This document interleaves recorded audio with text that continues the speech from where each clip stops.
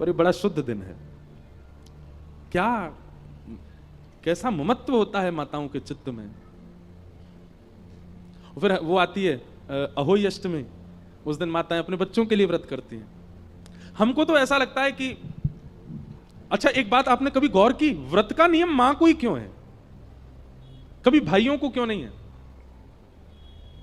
कभी विचार किया इस बात पर? हम बताएं। दान उसी से मांगा जाता है जिस पर धन बहुत हो, और मां अपने लिए नहीं कर रही है। वो कल का व्रत पति के लिए, अहोई अष्टमी का व्रत बेटा के लिए, बच्चों के लिए, बेटी के लिए, बहुत सारे व्रत होते हैं, और मां कभी अपने लिए व्रत करती ही नहीं। और व्रतों के नियम सारे माताओं के लिए क्यों है? क्योंकि माताओं पे पुण्य इतना होता है कि उनके पुण्य पर पलते हैं उनके पति और बच्चे।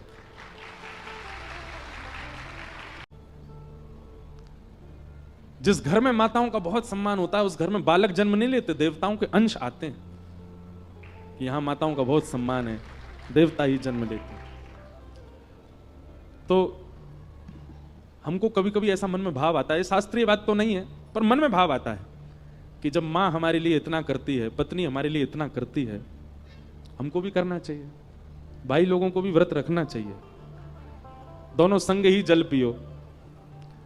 पत्नी चंद्रमा देख के व्रत तोड़े, आप पत्नी को देख के व्रत तोड़ो। और यही करना चाहिए अहोई अष्टमी को बच्चों को। और बच्चे तब जब थोड़े युवा हो गए हों, 18 वर्ष के हो गए हों, उनको भी कुछ नहीं खाना पीना चाहिए, अपनी मां के लिए व्रत करो।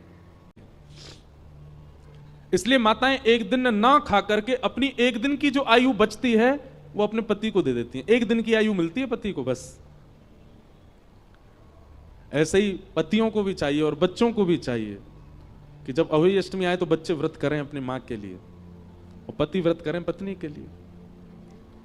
और बता के दिखा के ढिंडोरा पीट के नहीं। देखो, प्रेमी के लिए कुछ किया जाए तो वो गुप्त किया जाए, प्रकाश करके नहीं।